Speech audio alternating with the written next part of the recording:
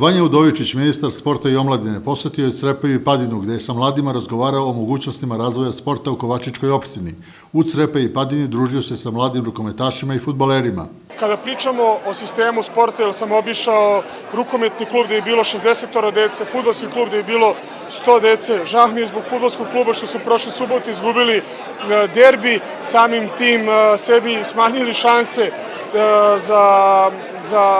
za napredak i za opstanak.